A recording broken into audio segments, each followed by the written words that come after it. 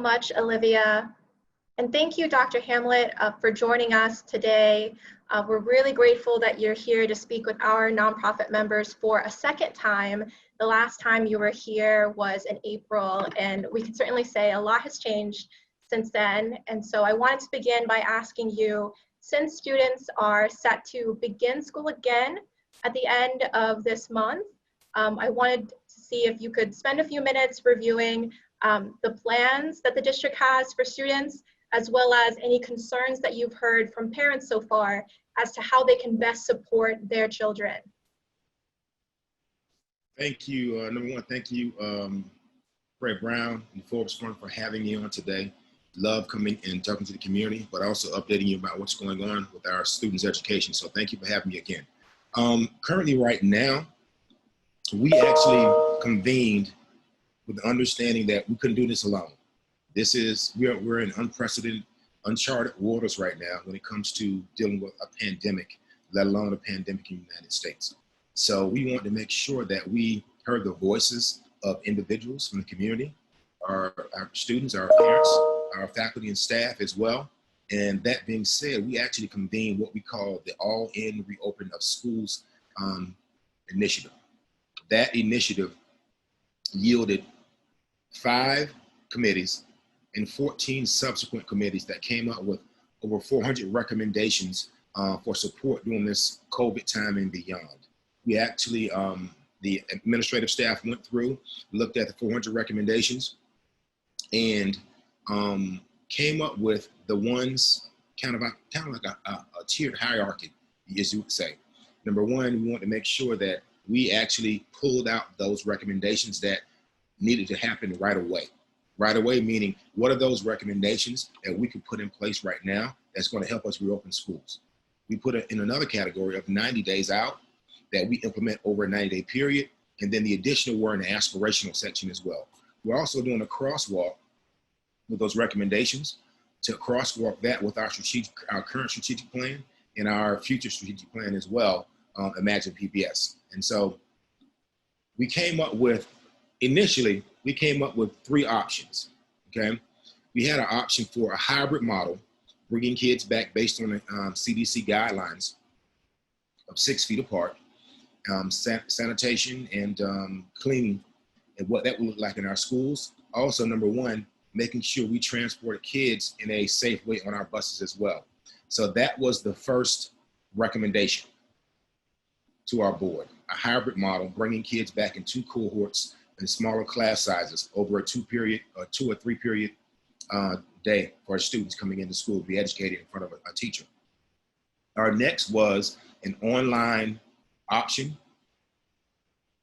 And our third was our Pittsburgh Online Academy option, which is strictly asynchronous. So initially, those were the 3 options. But based on us tracking COVID, we had to pivot and change based on the rise in numbers of COVID exposures. So we recommended to the board that we go all online for the first 9 weeks of school. And the board had to vote on that, which they did vote on that. So we're in a space where we're in our online environment for the first 9 weeks, and we'll be monitoring as we go to see if we need to change as well.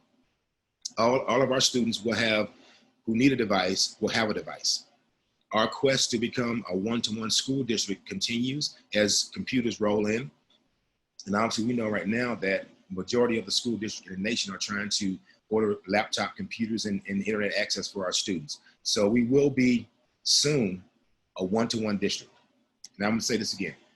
Every student who needs a device will have a device, a computer device and internet access. As we go to one-to-one, one-to-one means every student in Pittsburgh Public Schools will have a Pittsburgh Public Schools issued computer and internet access. Okay, so that's the difference in one-to-one, where we're trying to go aspirationally. And so that being said, that's where we are. We have a number of supports in place for our schools, having a conversation with the Forbes Foreign Coalition as well. We want to make sure that we access and we need to leverage the community partners that we have, especially when the concept from Walter Lewis around the learning hubs, that's going to be huge, because we know students in Pittsburgh Public Schools working from home, they will not have the support they would readily and normally need if they were actually in front of a teacher. And I will tell you that being in front of a teacher is the best way to educate students. We're not in the best environment right now, but we're going to provide the best experience online that we can, with the understanding that we do need to support those marginalized students and also focus on students who need support as well. So hopefully some of our faculty and staff will have home visits with students, but also support others in this learning hub concept. And so that being said, I will turn it over to questions. Fantastic. Thank you for touching on the levels of support that your staff and the district will provide for students. We've heard concerns about food insecurity for students, since so many students rely on schools to provide 4 meals throughout the day. Are there any plans that the district has for addressing food insecurity? So when this pandemic first started, going back to March 13th, when the governor has shut down and closed all schools, my #1 priority, with the understanding that the majority of our students relied on breakfast and lunch. So the first thing we did, we didn't go to academics. We took care of Maslow instead of Bloom's first, right? Hierarchy of needs. And so we addressed that and came up with grab-and-go sites that actually we fed the community. So anyone who came up to our school sites who wanted food, breakfast and lunch, we gave it to them. We didn't ask any questions. That might change right now because of federal guidelines. So only our students will be getting meals at this point. And so we need to make sure we document that as well with their student numbers, et cetera. And so that will change probably this fall, but we're still trying to hopefully we get a waiver so we can just feed the community and not ask questions about if you're Pittsburgh Public School students or not. So that's the #1 way we actually addressed the food insecurity, making sure that our students did not lack of having food. And we had those grab-and-go sites. Also during the summer times, it didn't wane either. Usually in the summertime, Pittsburgh Public Schools Food Service Department provides the food for the city parks and recreations distribution sites for food. This year, the city didn't have as many, so we decided to open up additional sites to make sure no kids were lost and all kids actually got food who wanted food. And that'll continue during the 9 weeks right now and beyond. Still have those grab-and-go sites in the local areas for our students. They come up and grab food. And also we're actually giving them multiple packets of food so they won't have to come every day.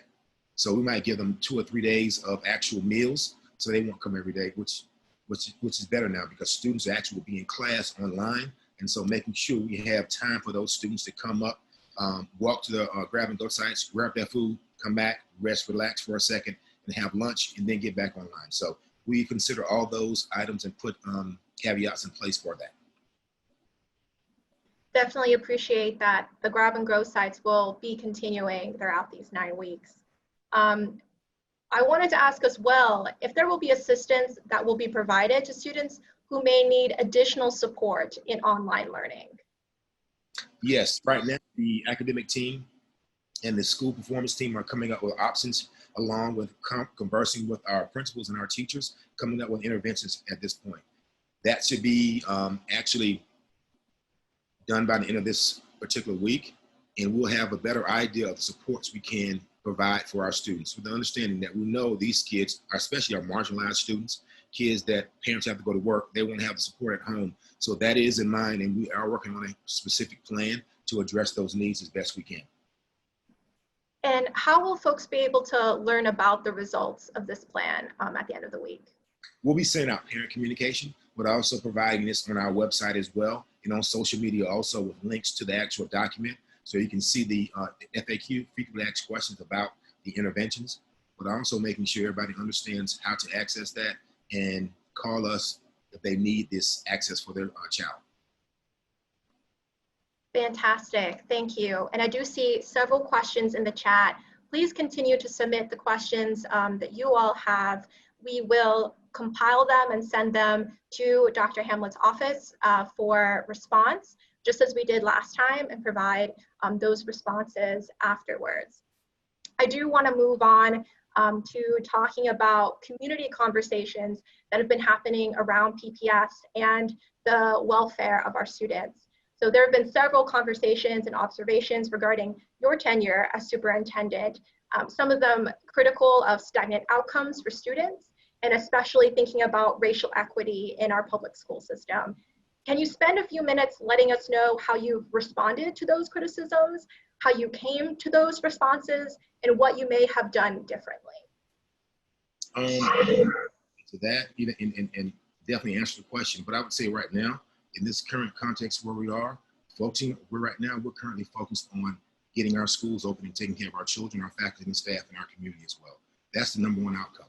And so when individuals have criticism, albeit personal or not personal or outcome-wise, I would say this: understanding what needs to occur to change a school district that has been not going in the right direction for a number of years, 50, 60 years, is a heavy lift.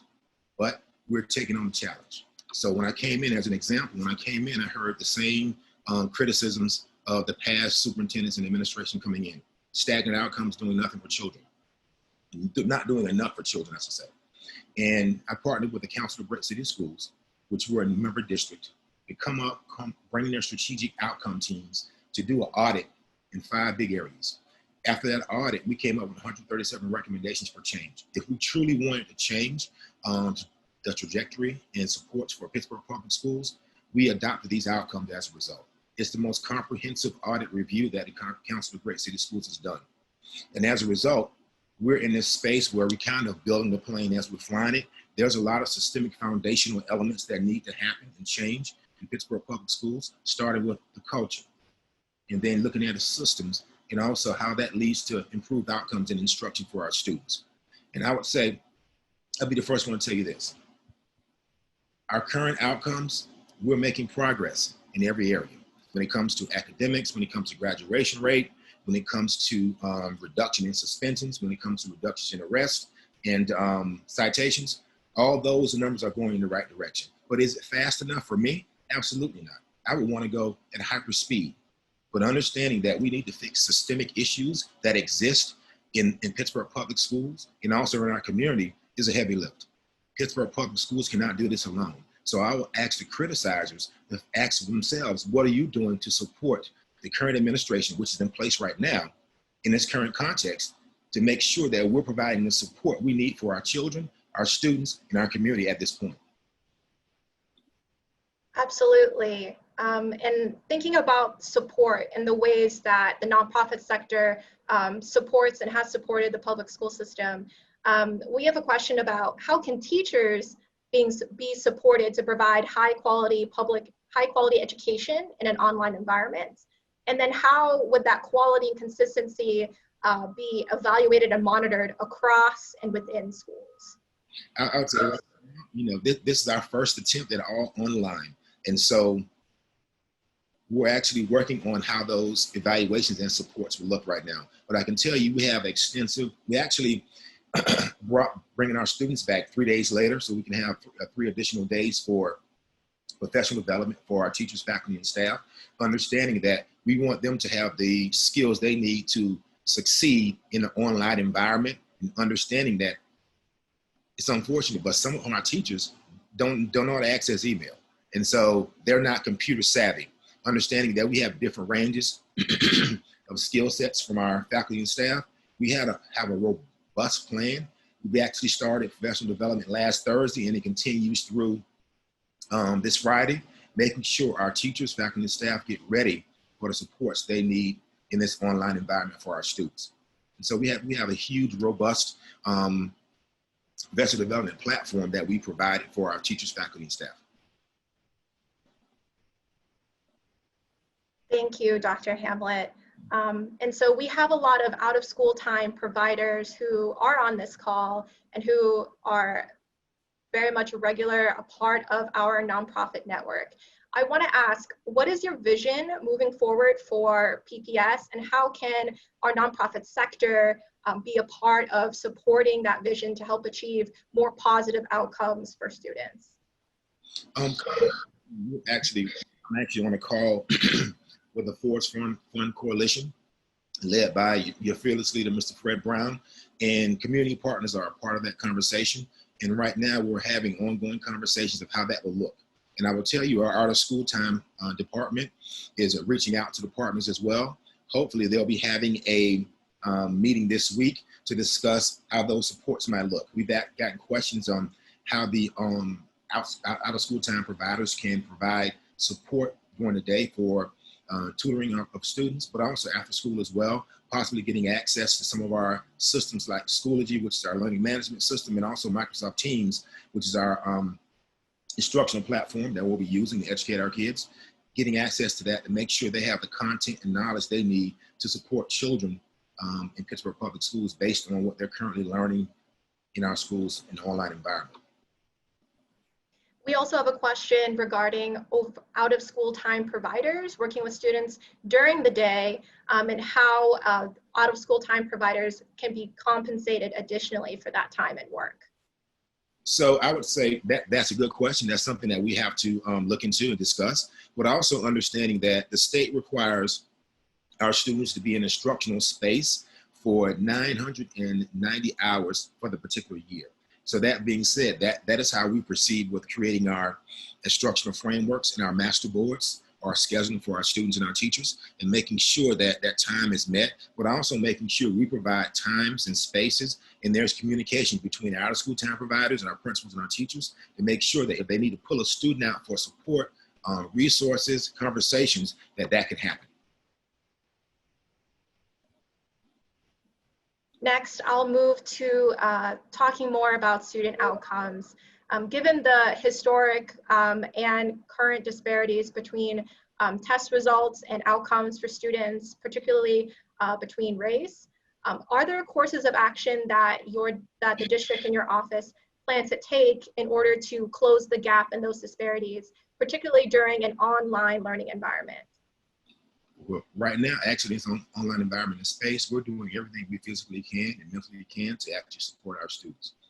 And when we talk about long-term outcomes, so our board has 4 long-term outcomes, and the administration provides initiatives, supports, resources, materials to actually meet those 4 long-term outcomes. Those long-term outcomes are ensure our students are equipped with the skills to succeed in college, career, and life, eliminate racial disparities in achievement levels of African-American students, increase proficiency in math for all students, and lastly, increase proficiency in reading for all students. So everything the administration does is to reach these goals and outcomes that our board has put out, 4 outcomes that our board has put out for us. And so the charge is to make sure, again, we have those supports, those initiatives, those resources in place to make it happen and make change. Change comes from this side, how students are performing. Our students in the seat every day, meaning attendance. So we look at all these KPIs, which are key performance indicators that we have in place to help us drive and understand what's going on in our schools, but also dispense supports to schools where needed. I'm going to take a shift and talk about extracurriculars and fall sports. These are some big questions around the fact that these activities are really key to a lot of students' success. But also concerns about COVID. So what kinds of conversations have you been having with staff and members of the district about these activities for students? When it comes to the first 9 weeks, so understanding that the board has moved to go all online for the first 9 weeks, it'll be hard pressed to think about bringing kids together. And so our number 1 priority, and I've said this over and over again, and I'll continue, is the safety and health of our students, our faculty and staff, in our community as well. And so that's the cadence we'll make our decisions on.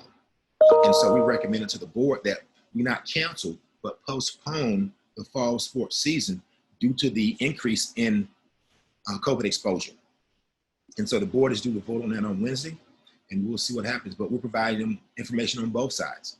But also looking at what WPIAL and the PIAA, which is our athletic conference governing body, what their decision is as well. And the PIAA has decided to let it be a local decision because ultimately for me, they just didn't want to make a decision. And so when you look at it from that standpoint, if you want consistency and you're thinking about the best outcomes for kids, you will make a stance and say, yes, we're going to do the season right now, or no, we're going to actually postpone it. So there's consistency when it comes to the playoffs and the state playoffs for these particular school teams. And we definitely understand that these are difficult decisions to make, considering so many students are invested in their time and effort in extracurricular activities, in fall sports, And ultimately, the things that we share in common are really the positive outcomes and the welfare for our students, both academically and holistically in their lives. And I want to ask as well about plans for moving forward after the first 9 weeks. What kinds of conversations are you all having about what that might look like, or how we might get to a decision about if it will remain online or not? Well, as I said before, we're actually monitoring that as we go. But obviously, if there's a continued uptick in COVID exposure, I would recommend to the board that we stay online for the remainder of this semester as well. And again, the state has put out guidelines of their expectations as well, which is great, because in the beginning, they were kind of hesitant of actually making a decision. Now they understand that there needs to be some consistency from PDE about recommendations based on the different phases that we're in. They would say, if we're in this phase right now, we're in the perfect spot because of the uptick in COVID. It's either online or a hybrid version. And so we're in all online, and the PDE has approved that, and they actually work with us on the plan as well. So we're confident in where we are, but also understanding that we have decision trees based on the data that we receive from COVID on a regular basis, and we're monitoring that on a daily basis to see where we are and begin to adjust our plans if necessary. Thanks so much.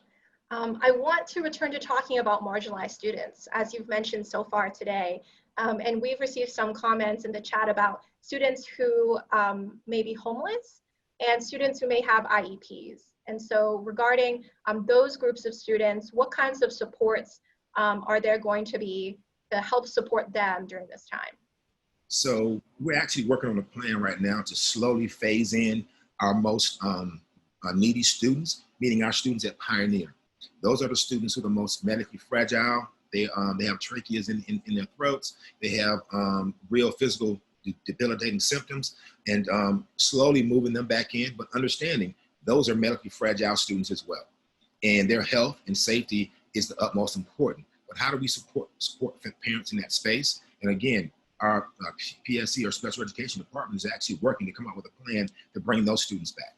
When it comes to IEPs, we're actually focusing on that as well. Iep meetings are being held online in the Zoom format or WebEx format, and they're actually going on, and we're in compliance with that as well. But also looking at the student's IEP and the needed supports that are in place. Say, for instance, if a student needs a touchscreen device, we will make sure we provide that per their IEP, so the student can be successful at home as well. But also understanding that our students are still getting support when it comes to OP and OT, those supports they need, therapeutic supports they need online as well. So all that is still being provided per their IEP. And who should parents reach out to regarding information for their child's IEP, or if, say, their child is medically vulnerable at this time? They can reach out to, of course, reach out to me if need be, but the direct contact over the Special Education Department is Ann Herman. And as I talk, I'll try to multitask and pull up her email and put it into the chat box. Fantastic. Thank you. And we can all appreciate multitasking during this period of time. And so while you're typing that out, thank you so much for sharing that. I want to highlight a question in the chat that reads, how has your administration shifted its priorities due to the increased call for racial justice and a renewed focus among the general public on racial disparities to ensure that all students have equal access to education? So has anything changed or shifted in the work that you all are doing to bring equity to PPS? So equity is embedded, and I talk about this on a regular basis. I think I've had 3 or 4 panel discussions nationally about equity and understanding what equity is. First of all, we had to come to an understanding of what we mean by equity in Pittsburgh Public Schools. So we went through an exercise. We actually had an equity committee. And also, if you didn't know, we have what we call in Pittsburgh Public Schools an equity advisory panel. That's as a result of 25 years or so ago, there was a community, African-American parents, a list of complainants that petitioned the PHRC, which is Pennsylvania Human Rights Commission, around inequities that existed for African American students, access to higher or advanced education courses, and also the inequities that existed within the academic performance of our students. So as a result, the EAP and Pittsburgh Public Schools signed an MOU agreement. In that MOU agreement, we had to provide an equity implementation plan. And so one of the major things that I've done is focus on the equity implementation plan. And actually, after 25 years, we actually have an equity implementation plan and how that looks. And to your point, the question is that we're actually going back, because that's a fluid document, it's not static, meaning we can update based on a current context. This social justice is a current context. So we're going back to put in and infuse social justice and anti-racism training and supports and professional development for our faculty and staff, but also hopefully having seminars with national speakers coming in to talk to not just our faculty and staff, but our community and our students as well. It's important that those individuals get in front of the students so students can see hope, they can see what they possibly can be one day. So again, we're infusing that into our equity plan. And I'll put a link to our equity plan in the chat box as well. Thank you. I think that will be helpful in answering folks' questions. And thanks for providing that context as well. Considering the plans and the conversations that are either still in formation or that are continuing, we want to ask directly, coming from our audience today, is the district ready to start school next Monday? The district will be ready to start school on Monday. Yes. Thank you. We definitely appreciate that.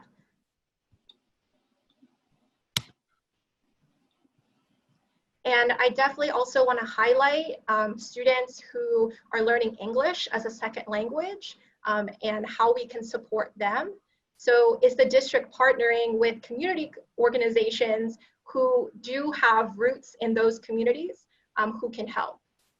Yes, we have a robust, and that's one of the things, again, as many things I focused on when I came into Pittsburgh Public Schools, East English language learners or ESOL education was not as big as it is right now.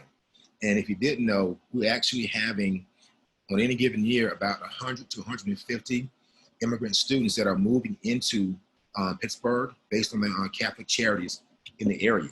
And so that creates space for us to make sure that we bolster and reinforce our EL learners' understanding and programs, but also making sure that Jonathan Kober, our director of ESOL programming, is reaching out to all these community organizations. He has a robust and great relationship with the community organizations that support English language learners.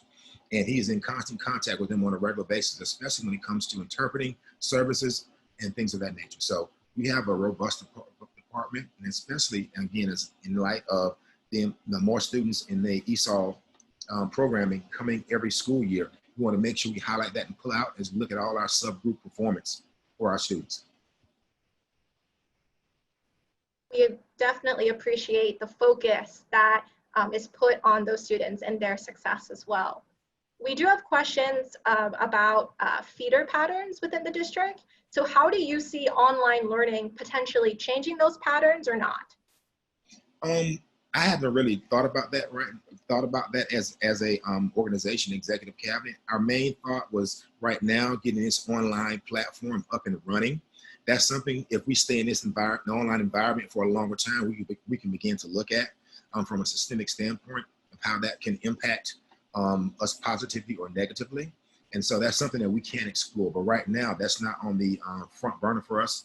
Right now, making sure that kids have consistency, they're actually assigned and they go to and is taught by a teacher from their currently school that they're registered in is our focus right now.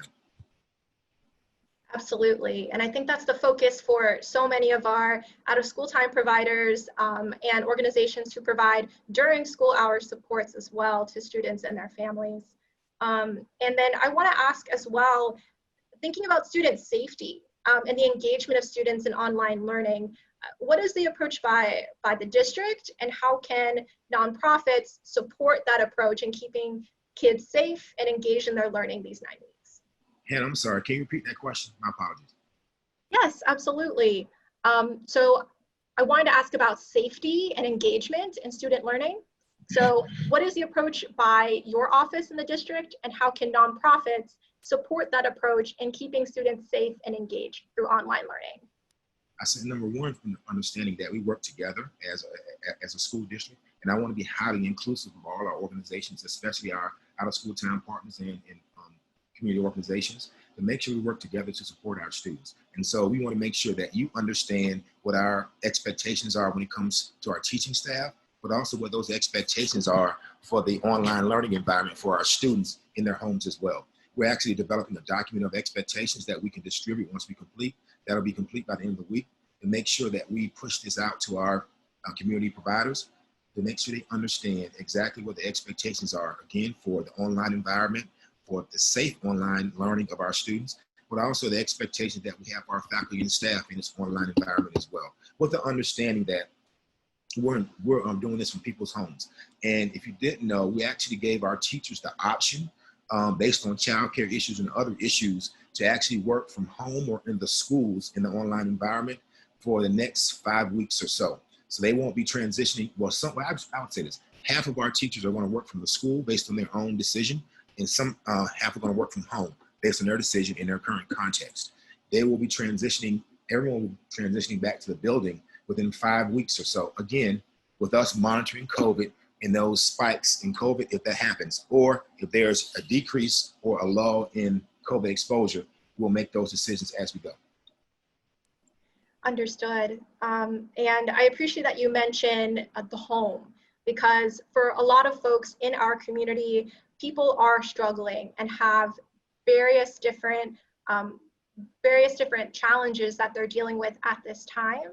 And so is the district partnering with any community organizations or utility companies, for example, to help address other challenges that exist in folks' homes that may interfere with the positive learning environment through online learning?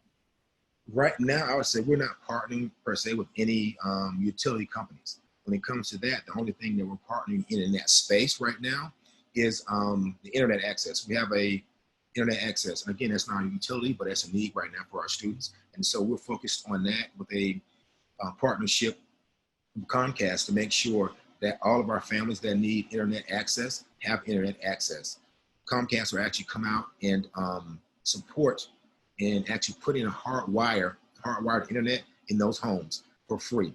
And so based on our survey that we did months ago, there are about 2,500 families that actually requested and needed internet access, and we'll make sure we provide that for them. Also, I would say this, when it comes to not necessarily utilities, but also calling out the support that's provided by HUD and Castro Binion's group. They're actually paying for all the computer devices and all the internet access for the students in their Section 8 and low-income housing. So HUD is actually doing that for us. So thank you to Castro Binion. Yeah, that's wonderful to hear. Thanks so much for including that. And you know, thinking about the partners like HUD that you all work with and also plan and co-design with, I'm wondering what other school districts may have PPS consulted in developing your plans or with the continuing plans for online learning?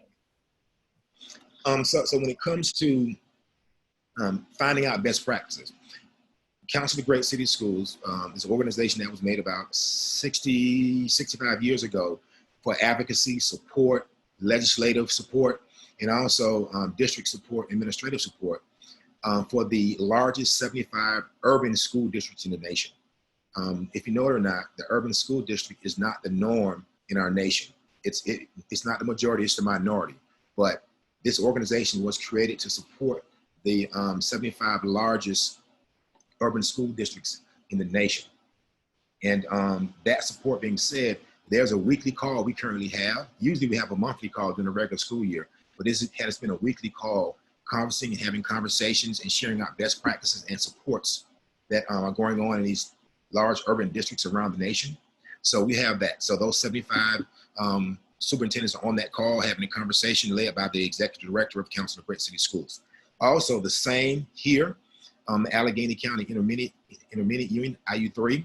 We have that same call, a same type of call with the Allegheny County conference IU superintendents as well. Even though Pittsburgh Public Schools is its own IU, they still have me participate, and I still participate in the AIU 3 superintendent's call on a weekly basis. And so out of that, again, sharing best practices, sharing plans, sharing ideas as we work through the intricacies of the difficulties of being in COVID, from the learning environment, but also from the back end around leaves, around the federal leave plan for childcare, things of that nature that might affect the number of teachers that you have in the building for our students as well. And we can certainly appreciate the intricacies and the complexities of not just schooling during COVID, but really taking care of our communities holistically. And so I want to return to thinking about the future, because here at the Forbes Funds and the Greater Pittsburgh Nonprofit Partnership, we are forward-looking, and we want to be proactive in looking at the challenges and opportunities of the future. So I want to ask you, what would you say have been things that you've championed so far in your tenure? And then what would you want to carry forward into the future, thinking about post these next 9 weeks and more long-term? The next 9 weeks, the main focus is on understanding where our students are, understanding that traditionally you have what we call the summer slide, and now I'm calling the springtime the COVID slide as well. Those two coupled together, there will be additional learning loss for our most marginalized students.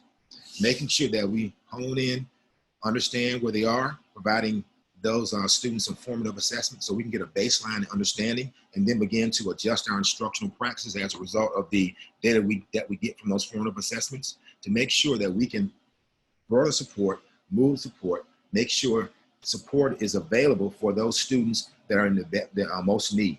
And so that's our focus right now moving forward. And again, in this online space, we know there'll be challenges, but we're trying to come up with ways to support our students as best we can in this online environment, hoping that we get back to the in-person environment soon to really additionally bolster those supports and interventions for our students. And I'm thinking about, you mentioned the learning slides. And that's something that I think everyone is concerned about and wants to be proactive on. So is there support or training for parents in terms of helping address those potential learning slides for their students and to help teach from home? Because while there are wonderful teachers at PPS, we know that parents are such an important part of the equation as well. One of the things we're doing, understanding again that we know parents need support, parents need help. We're actually going to provide some online or in-person sessions on a needed basis for our parents to come in and actually begin to understand how to support their students in the online environment. But mostly we're doing a series of videos that also help our parents support and understand the educational environment and how they can support their students best moving forward, especially in this online environment.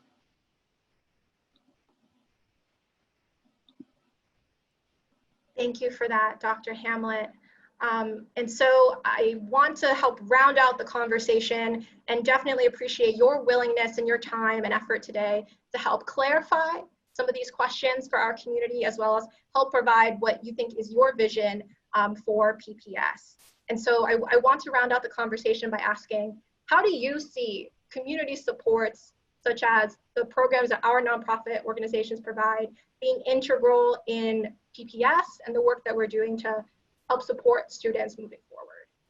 So I would say with the Forbes Foreign Coalition, having a conversation around 2Gen initiative, making sure that we understand what that is and what Pittsburgh Public Schools can do to support that 2Gen initiative moving forward. That's something that I'm getting more information and understanding around, especially participating on the Forbes Foreign Coalition calls on a regular basis. But also, once I get information back, bringing that information back to our executive team as we mobilize around this 2Gen approach and how Pittsburgh Public Schools can really support that and what that means for educating, number one, our students, but also understanding is that we support the home and the parents as well.